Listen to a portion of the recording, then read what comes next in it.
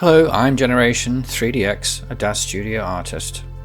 Hopefully by now you've watched all of my foundation series on creating beautiful art in DAZ.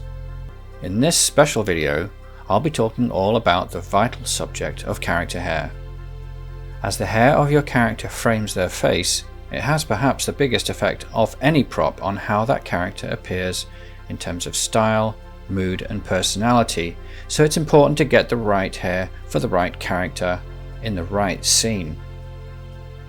Specifically, I'll be covering these broad areas: filtering suitable hairstyles based on face shape, how a choice of hairstyle can impact scene mood, the types of hair products available in the DAZ marketplace, technical aspects such as shaping, direct posing and physics, and surface adjustments to customize color and shine.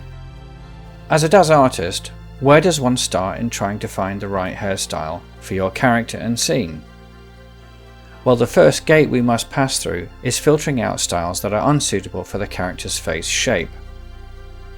Broadly, there are 5 basic face shapes: oval, which has balanced proportions, slightly narrower jawline than the forehead and gently rounded chin; round, which has equal height and width with soft rounded edges and fuller cheeks; square, comprising a prominent jawline, broad forehead and strong angular features; heart, having a broad forehead and cheekbones but with a narrower jawline and pointed chin; and lastly diamond, which has a narrow forehead and chin with wider cheekbones. Oval might be considered to be the beauty ideal due to its innate symmetry and balance. So if your character has an oval face, then most styles should suit it in some way, although one would tend to avoid overly heavy styles that obscure the natural, beautiful contours of the face. The overall theme in selecting the right style for face shapes other than oval is to provide balance toward creating an oval.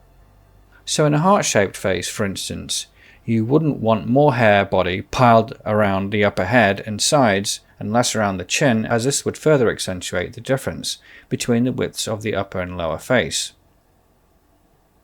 Round faces, on the other hand, would need hair that can provide an illusion of lengthening the face, such as styles with more body at the crown than sides.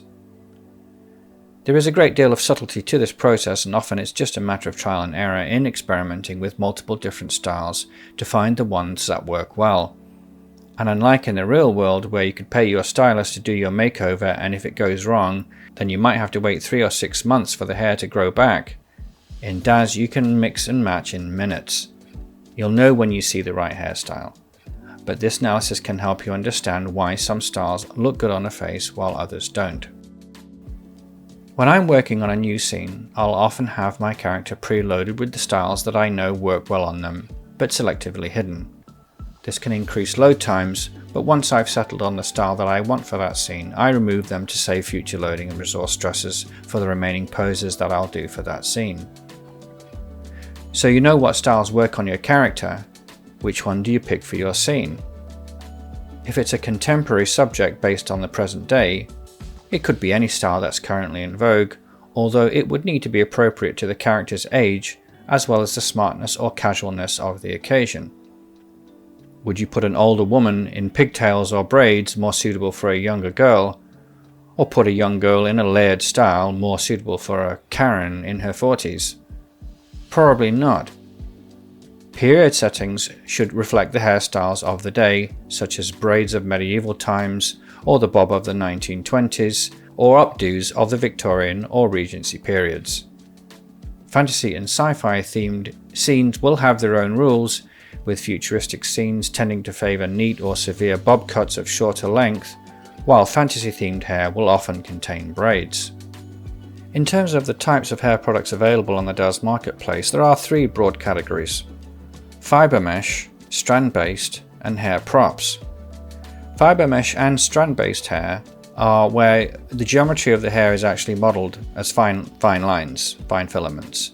They can respond to physics-based simulation like dForce and so forth, but they tend to be more compute intensive. I personally tend to favor the hair props model, which most of the hairstyles that I have on my characters are hair props. What do we mean by hair props? They are basically a set of surfaces that will have imposed upon them a cutout opacity to simulate the strands of a hair. So to just demonstrate what I'm talking about here, let's have a look at Rebecca here. She has got, I put her in a kind of traditional Spanish hairstyle. This is candy braids. So she's got it combed back and tied back at the all the way from the front of the head to the back in a rather very meaty, beautiful braid that goes down her back. So I do like this hairstyle. I don't use it as much as I probably should do. And actually, Abby has used this hair more than Rebecca has. It's the first time I've had Rebecca in this hair, actually. Anyway, so what makes this what you call a hair prop? We can see here, it actually does look very realistic. So it looks like real hair, but there's actually some real trickery going on to actually do this. And in order to show you this, what I'm going to do is I'm going to select. We've got the hair selected in the scene. Hierarchy, and if we go to the surfaces tab, we can see there's a lot of different surfaces going on here. Okay, in fact, these are more easily highlighted. If I select the surface selector tool, we can see all the different. You can see that there are some relate to different regions of the hair. Okay, so there's a lot going on in terms of the different parts to the hair. But if we take the head. Okay, so this is the main body of the hair here. What I'm going to do is I'm going to you'll see here that a lot of the different this particular surface has a lot of work that's gone into putting in some detail on the actual bitmaps that relate to that surface. Okay, so we have here, for instance, we've got a pattern here in the glossy layered weight. A bump map, a top coat color, top coat weight and color, another top coat bump map, and lastly, and perhaps most importantly, a cutout opacity. Okay, what will happen if I clear all those out? Okay, so I'm just going to go and quickly clear those out, and then I'll show you how the hair has actually been structured.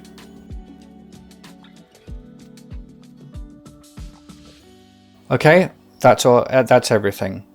So on this particular surface, I think you can now see how the hair has actually been modeled. It is a series of flat surfaces that have been essentially, if you imagine like a big palette knife, it's just been kind of daubed onto the head. Okay. So the cleverness of this scheme is when you combine it with these various different bitmaps that are put on for opacity and bump maps and so forth, it can create a very, very strong illusion of a detailed hair surface, but with the great advantage that this is very light on computational power in order to actually display in terms of how to display this hair, model it, and so forth. Compared to strand-based hairs, which I'll talk about in a moment, this enables you to get very quick renders, and also when you're working, for instance, in the IRA preview, and you can get a very rapid response in terms of how the render comes out, and also when you're actually posing the character. I find that I don't get any lag in terms of if I'm wanting to change the character pose, for instance. If I want to move her head, I should turn off IRA for this one. So if I want to move her head, for instance, like that, it responds instantly. There's no lag, there's no kind of having to think about it. But I find that when strand-based hair is applied or fiber mesh hair, then I get lags, and it can be quite frustrating when you're actually trying to pose the character. Okay, so I'm going to reload this scene now because I butchered Rebecca and her hair, so I just want to reload this. Okay, so we've reloaded Rebecca. So I'll show you the other hairstyle that I actually usually have her in, which is Morgan Hair. And Morgan Hair is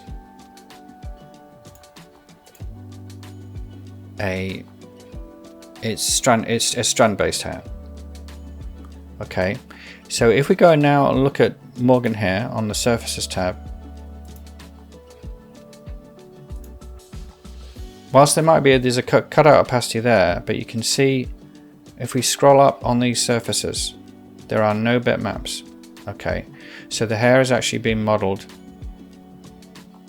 The hair is being modeled as strands. Okay, so no bitmaps, no bump maps, no images to simulate that. So when we're looking at her hair, we are actually looking at actual physical geometry.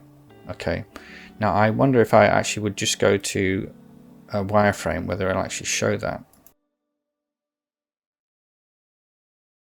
If we zoom in on the hair here, yeah, it's really hard to tell from this, to be honest. So one aspect of this, as I mentioned to you, is if I want to then now pose her, because it's using up a lot of CPU to pose her, I get lags, you see. So it's a bit of a, it can be quite a, once it's going, it can be a bit of a laggy experience. So there's kind of more going on. Okay, and often you find that these hair products, they have preview on or off, because they're aware of the fact that it can slow down your rendering, okay, and slow down your posing. Another advantage of strand-based hair is you can actually run a dForce simulation on it. So here I've selected Rebecca and I've selected the hair. So in the simulation settings, I've got whacked up gravity to the max. So just to clear earlier, we had an earlier simulation running here. And I can simulate this. I'll just do simulate selected because I don't know. There might be something else going on the scene that could be simulated and I don't want to do that. So I'll just do simulate selected. Okay, so we'll run the simulation. I can see that the hair is responding to gravity. Okay, a prop based hair usually should not do that. So if you're trying to do simulations of but when you buy the hair product, it'll tell you if it's dForce or not. Okay, so yes, so gravity's pulled it down somewhat. Okay, right. Okay, so you have the hairstyle loaded on your character, and you will find that initially it may not actually be the style that you want. So for instance, Morgan Hair, if I was just to clear this out and reset the shaping, so we can see here this is the default setting for Morgan Hair. It's all the settings are set to default, and you can see she looks quite miserable there, I think, really. That's certainly not how I'm used to seeing Rebecca. The way I actually get the hair to shape the way I do is through these dials. Okay, and I'm just going to undo that 0 so you can just see the pre-made dials here. And also with the dials, you can respond, so you can get the style dials. Shaping dials are usually two types. You have the overall style that you're looking for, and then you'll have things, the dials where you need to respond to physics and so forth. So for instance, if we were to take a style one, so you could have fuller versus thinner. Okay, so that's not anything to do with physics, that's to do with, you know, the mood that you might want to create, or what the female is thinking in terms of how she wants to kind of look. Okay, and you also have the length of the hair, you can adjust those dials and so forth. These are all fairly straightforward. Some hair products have a lot more dials than others. I mean, this is actually a relatively simple one. The other one is to look at the physics. So here, for instance, her hair is actually not correct for this particular pose, because that's actually more correct. Okay, so we got blow left. So that's now more like gravity. Now, of course, you could be using some kind of product to actually make it stick out, but then you'd want to have both sides probably doing that as well. Now if we were to tilt her head to one side, we would want to therefore have the hair be modeled correctly so that gravity is pulling it down on one side more than it is the other. Okay, so we would adjust that side to bring that side in, and maybe around about there. So you want it kind of vertical roughly. Okay, so now, so we can see overall that gives us a much more realistic look, doesn't it? As opposed to when it was earlier, when it was sticking out, or it's showing that it's responding more correctly to gravity. And so you manually do that yourself by adjusting left and right dials. And almost every respectable hair product will have a left and right front-facing hair that you can adjust in order to do that. Okay. So that's doing hair shaping by directly shaping dials. Okay. Other types of hair, as I just mentioned to you, with this one, we could also do a dForce simulation on it. But I find I have real problems with it, and I really struggle to get good results on dForce hair. If you have any tips on that, feel free to share those in the comments. So I'm not going to go into dForce any more than what I've talked about initially. Okay. We have another aspect to look at on certain hair, which if a hair product has got a skeleton, a full skeleton on it, you can actually directly pose the hair. So what I'm going to do, I'm actually going to go to a hair product that I know has direct posing. Okay, here's Kayla, and here she is in my favorite hairstyle I've got for her right now, which is the wild short hair, and that's by Sagittarius A. So wild short hair is a props type. So if we were to look at the surfaces tab, there's a lot of different surfaces, but if we just take one of these, like a head layer, we can see here, it's not quite obvious from those bitmaps, it's quite a fine bitmap. We can see there's a cutout there. Actually, let's try a different one, see if we can do you can see there's a lot of different surfaces going on to kind of create this overall look. So we've got a bump map there on the top coat. I don't know if that's coming through on the video, but we can see that it's lots of very fine strands. They're not actual strands though, it's a cheat basically. Again there, and we've got a normal map, base bump map, and we've got the color maps. Okay, they're all combined together to create the illusion of quite a complex hair product. So we've got shaping dials for this hair, and we've got an absolutely ridiculous amount of shaping dials. I think personally too many. It can be quite overwhelming to try to shape this hair sometimes, and it can drive me crazy, but it is a very, very good hair product. I do like it. So you can just see this is an absolute, just a huge ton of them. So what I discovered relatively recently was I could actually directly pose this hair. Okay, so I can go to posing tab, just turn off eye rate. Now let's say I wanted to, we want to tilt her head to, let's tilt her head to the side. So we'll do that, okay.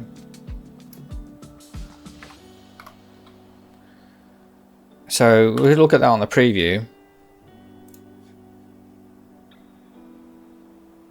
I think, yeah, she's still cute, but you know what? There's just something not right, is there? Clearly this hair shouldn't be doing that. Gravity should be moving this one to this side and this side. So we can do the shaping, but as I showed you earlier, there is such a ridiculous number of shaping dials for this hair. So unless you've got your favorite dials set to know which ones to change, it can be a very, very laborious process. So another way around this is, because this has got a full skeleton on this hair, we can actually directly pose it. So we go to the we can use the translate tool, or we can use the rotate tool. Okay, in this case, let's go with the initially go with a rotation tool. So what we can do is we can select the hair directly on the actual viewer. So that's the first clue that tells us that this is a skeletal based hair, because often when you select hair on others that don't have that, it will just take you straight to the character, so you won't get anywhere. So in this case, we can select this, or select this segment here, and then I'm going to just try to rotate it so we can immediately see we can get some quick results on adjusting that skeleton directly. I don't think that one's gonna, oh, I still will do something. Okay, and then we can bring this one down.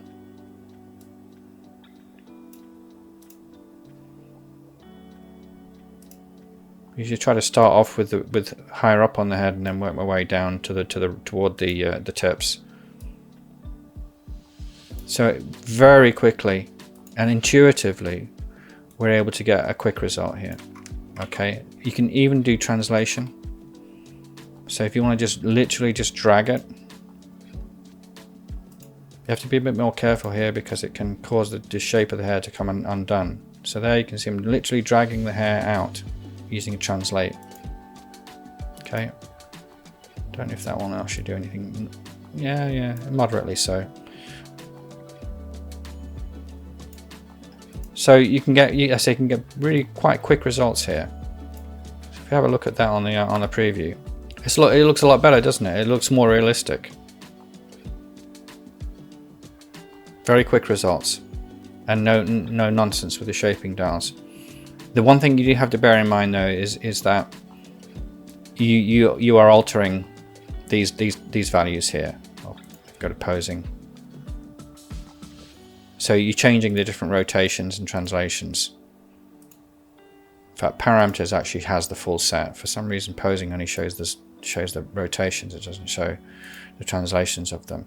So you can see here that now, if you wanted to say, if we want to reset her hair, reset the pose on her head back to straight and level flight. You think, okay, well, how do we get out of that now? Because the hair looks like it's actually blowing in the wind, which is, I guess, is fine. Oh yeah, the hair's blowing in the wind. But she's in a studio. Come on, you can see the backdrop behind you. It's totally fake. Totally fake. So what you'd have to do in that situation is you've got to reset the pose. For some reason, when you go to Object 0 Pose, you've got the hair selected, and you say 0 Pose, it doesn't actually work. You have to go through all the different elements that you changed and reset them.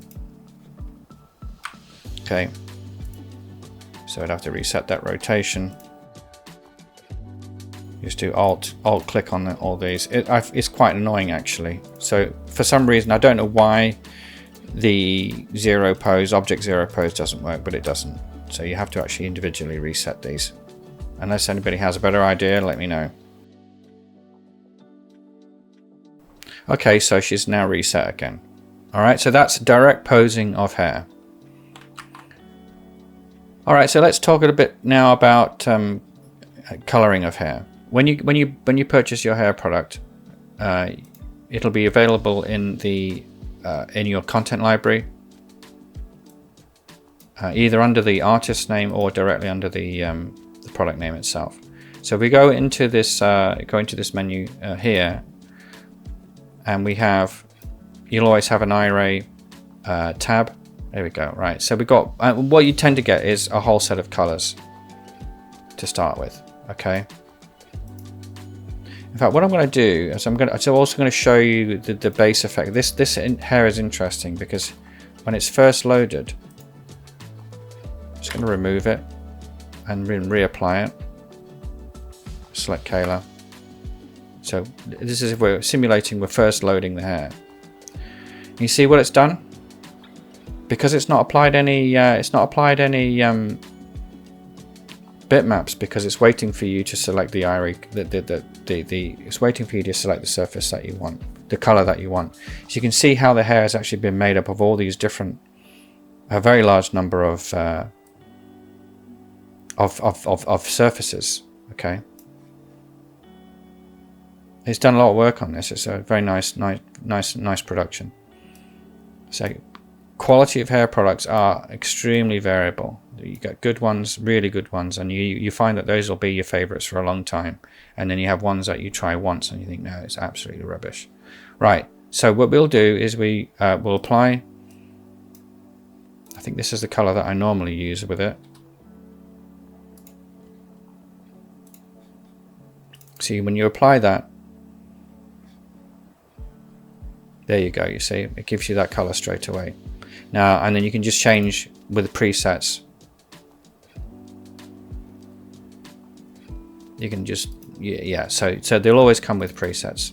She looks very strange with dark hair. I'm only ever used to seeing her as a blonde. Okay, very, very straightforward. And you can have a lot of fun with them. And sometimes you get transparency settings, because if you think it looks a little bit too thick, you can adjust that so that it comes out thinner. She looks like she's got some, like a hair loss problem there, so I wouldn't recommend that. But there might be certain situations where you want a lighter transparency. So there are many different things you can do to customize hair. For instance, let's see. Actually, I'm going to show you a different model, a different character. Joni, who's a redhead, and she's got a very particular shade of red that I know is hers because I've used her many times, and I actually usually have to customize that. So let's load in Joni. All right, here's Joni, the redhead, the Scottish redhead, and here I've got her in a Protostar hair, which actually is one of the most universal hair products, which seems to work with almost all my models. It's such a good hair. So that shade was not actually available. There's one here, Cinnamon, I think, which if I click on that, you see, that is not her hair color, right? Undo that, nor is this one. See, that's too red. So she's kind of like a ginger, not like a true redhead. In fact, I'd argue that I'd probably want, that's still a bit too strong. So how do you get the exact hair color that you want if you know your character has a very specific natural color of hair? So you can go to surfaces. So you select the hair product, go to surfaces, and I say this should be fairly straightforward. You should know what to do. You can just play around with the different.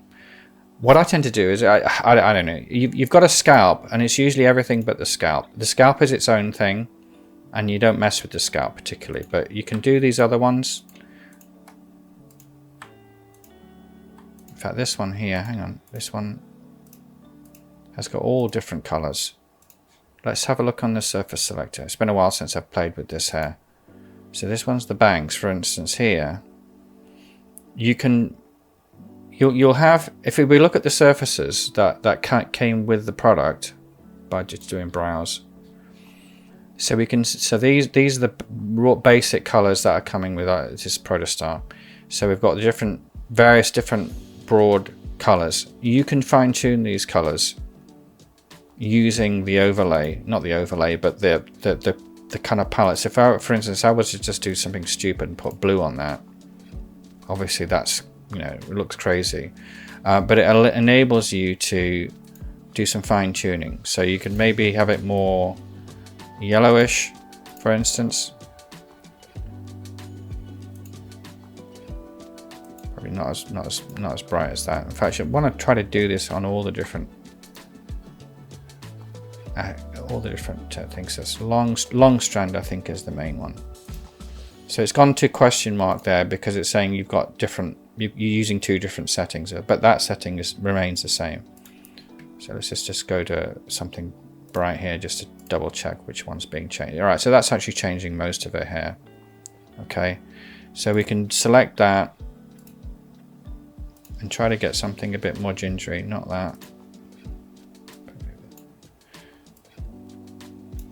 So we try more of a lemon shade.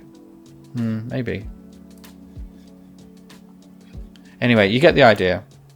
You can fine tune it to get exactly the right shade that you want. Okay, and it's not that one either. You could spend quite some time doing it.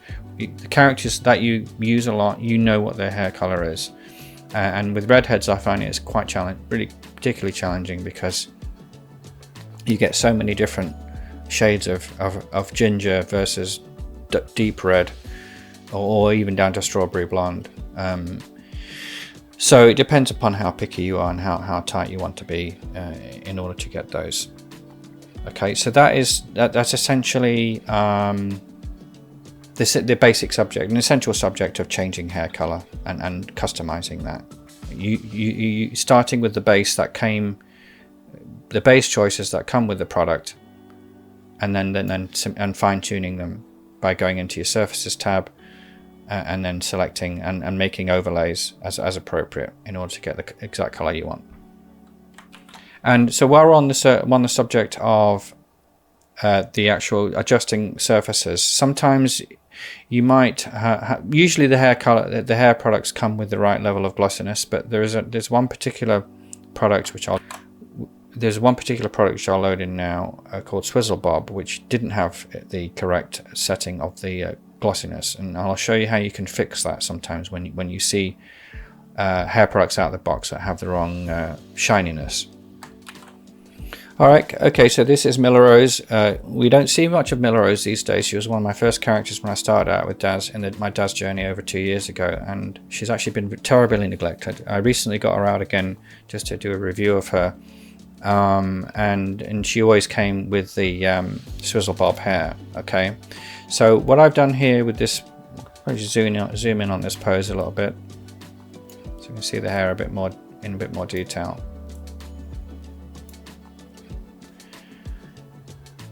So here it's quite a shiny hair. It's quite a shiny hair, but when it came out of the box, it was quite problematic because it was too shiny, and it was creating a lot of fireflies, if you like. That's kind of like a very bright reflections on the iRay render. In fact, I've got a full render of this. I'll just quickly bring that up on the screen so you can see the final render, and you see the hair actually looks pretty good. The hair looks pretty decent. But when it came, I had to make adjustments in order to get this to the correct level. So if I just reload one of the presets that comes with the hair, and then we're going to see it's coming over as overly shiny. Okay. So we can fix that by selecting all but the scalp. And I think this particular problem here, you can see we've got specular weight.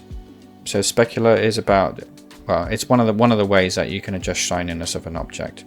So we can see we've got some very low roughness values here, and I don't know why the hair artist had that set. It's got quite a low reflectivity too. I guess if we were to jam that all the way, you can see, yeah. So they went for a low reflectivity, but also a very smooth roughness as well. But I found that created problems. So what I did was I adjusted these figures. I'm just going to undo that load. So we go back to what I had. So what I did is I actually didn't increase reflectivity. I left that alone. But I increased the roughness values.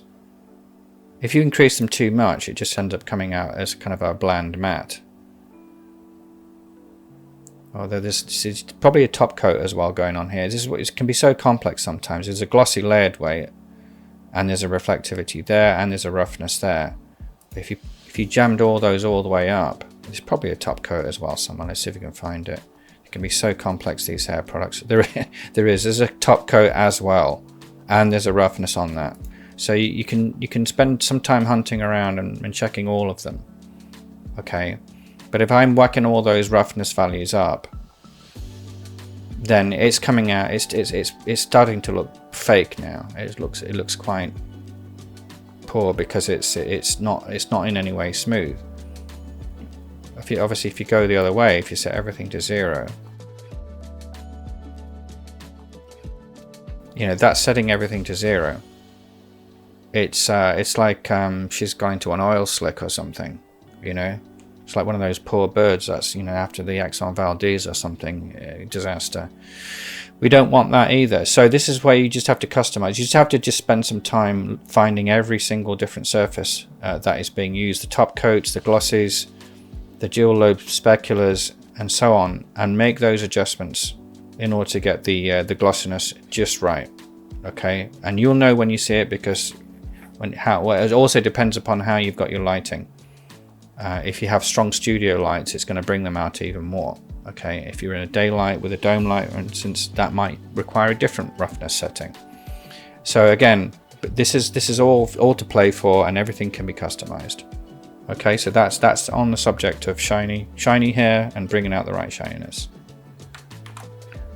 Okay, I wanted to round out the video by just going full circle, returning to that original subject about face shape and suitability of hair. Okay, so what I thought I'd do, because it's a very difficult thing to just try to talk about or explain theoretically, even though we've got the different face shapes and trying to get to that oval, I thought it'd be better to just try to do a demo of a particularly problematic character of mine, when that is Sansa. I don't know what it is about Sansa's face, which I completely created, structured my own. This is a totally custom character that I made. But there's something about her face. I think she's a very beautiful character, but she's very, very particular about what hair you can put on her. And very often I just go with the default. And I discovered Neera hair a long, long time ago, right at the beginning of when I was actually creating her. And I haven't found a better hair product for her. As you can see, she looks very good in this hair, in that it's framing her. I think because she has quite big features and her eyes are quite widely spaced, I think might be the issue.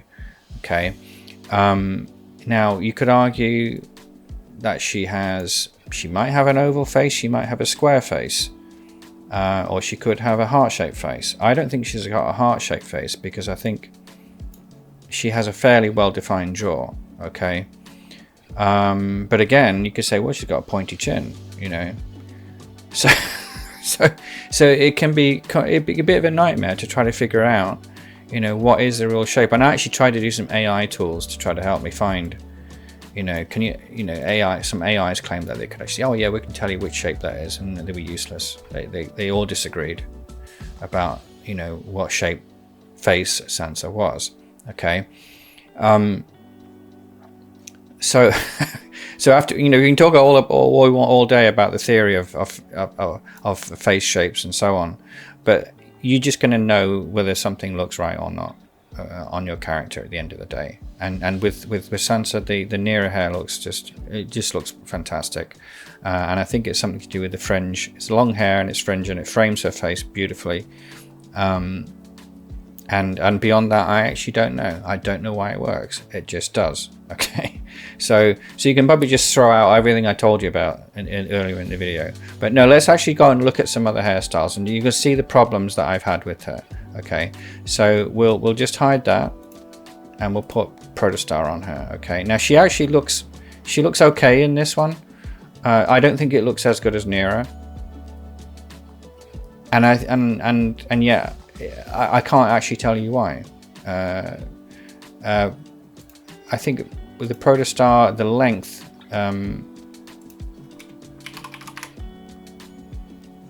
go with shorter. Just make it shorter.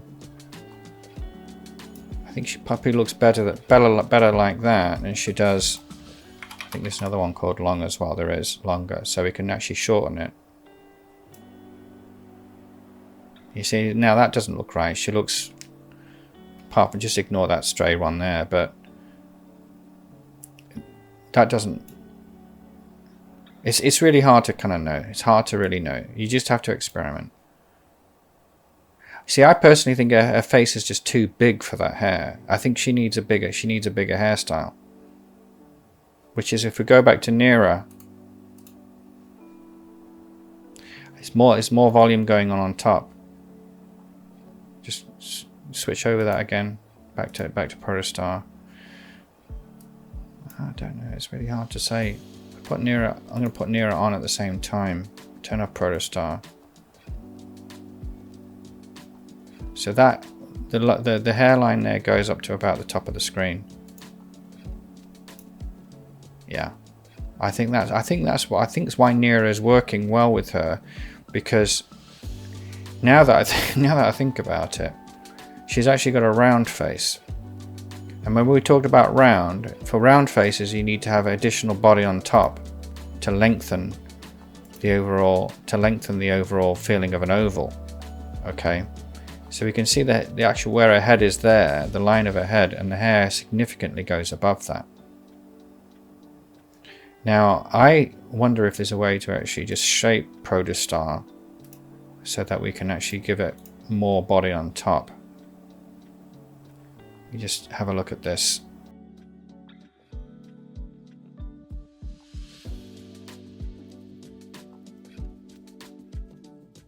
So remember what we're saying, if you've got a round face, you don't want to have more volume.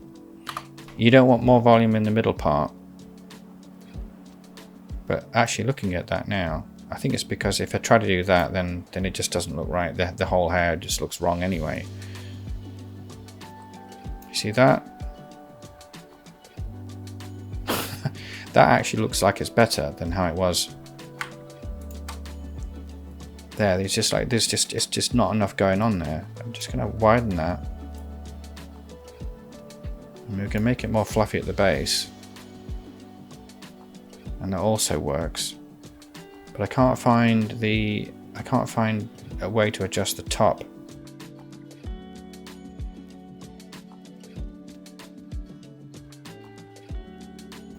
I found it. There it is.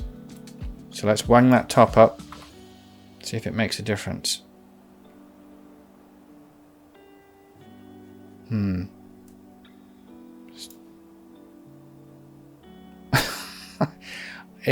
Honestly,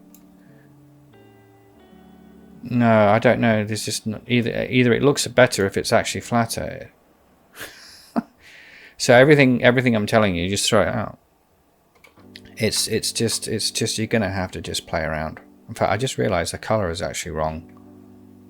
That's too light. She's probably had too much of the Provence sun in the summer. That's caused it to go too light. So already that's a problem. Gotta have it dark brown. No, just go with black. No, that's not right either. Well, it's because I've got RSL. And don't use RSL, you idiot. Use MDL.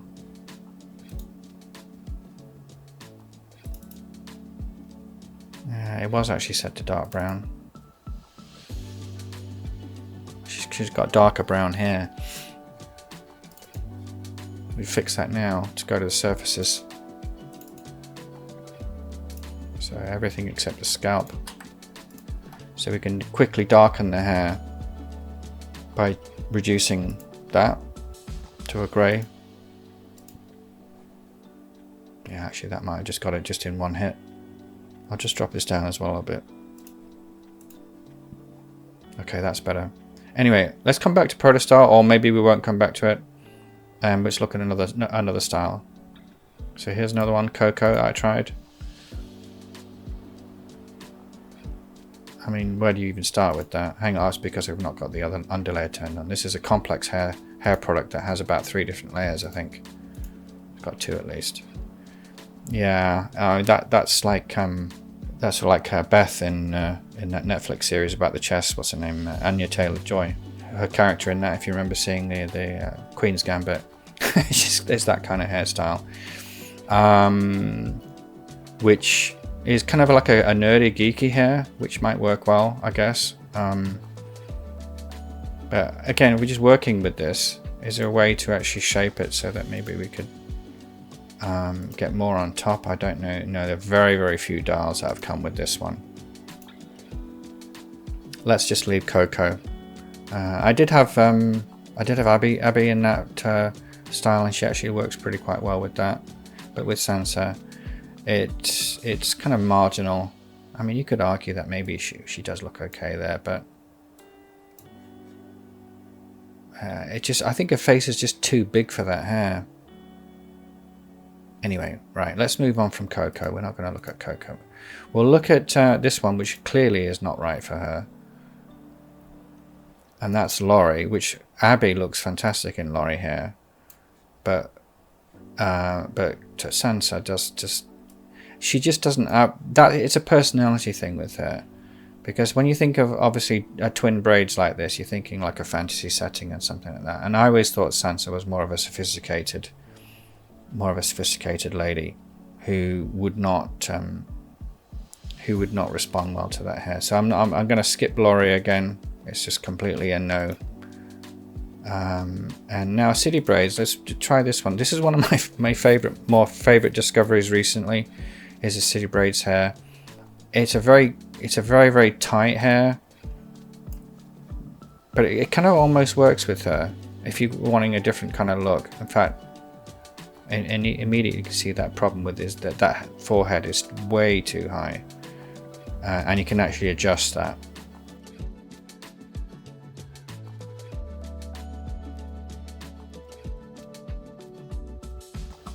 I think I had to use a combination to get that, but yeah, that's better now.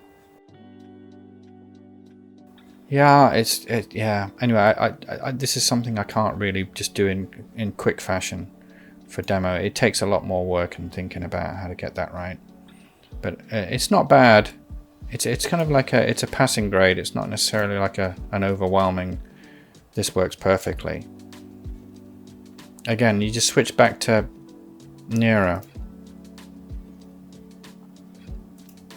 You think, wow, you know, it's just such a, you've got it right. Anyway, so I think we'll leave it there, and we'll leave it on that note of Sunset and her very particular hair. But you know, you might know somebody in real life who, female or even some guys who they have only one hairstyle, and they have that same hairstyle for 10 or even 20 years, because and you see earlier photos of them when they were younger or and so on, and you think, why did you have that hair? And then they finally discovered the hairstyle that worked for them, and then that's the one that they stick with. And in this case with Sansa, well, she's probably going to end up with 80% of her photos are going to be with nearer hair. But with other characters like Joni or Kayla, I can switch around and use lots of different ones, and it's probably because they have an oval face shape that enables them to be more flexible. Okay, alright, so I hope you enjoyed this video exploring the universe of hair in Daz. If you found it useful, please like and subscribe, and you can learn more about my art by following me at Generation 3DX on DeviantArt. I'll see you in the next video.